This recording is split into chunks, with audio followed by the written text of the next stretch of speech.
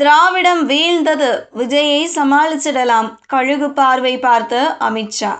அமைதிக்கு காரணம் இதுதான். தமிழக சட்டமன்ற தேர்தல் முடிவுகள் தேசிய அரசியல் களத்தில் பெரும் அதிர்வலைகளை ஏற்படுத்தியுள்ளன.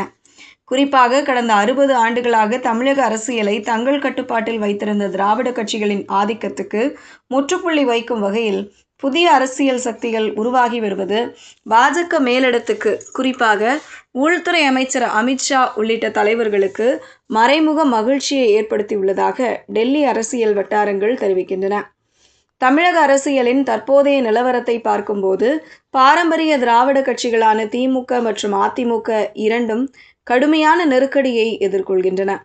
பல தசாப்தங்களாக இருதுருவ அரசியல் மூலம் தமிழகத்தை ஆட்டிப்படைத்து வந்த இந்த இரு கட்சிகளும் தற்போது தங்களது செல்வாக்கை படிப்படியாக இழந்து வருகின்றன. ஆளுங்கட்சியாக இருந்த திமுக தனது வலுவான கோட்டைகளிலேயே பெரும் பின்னடைவை சந்தித்துள்ளது. மக்கள் மத்தியில் எதிர்பார்ப்புகள் அதிகரித்த நிலையில் நிர்வாக தோல்விகள், ஊழல் குற்றச்சாட்டுகள் மற்றும் இளைஞர்களிடையே உருவாகிய மாற்றத்தின் தாக்கம் ஆகியவை திமுகவுக்கு பெரும் சவாலாக அமைந்துள்ளன.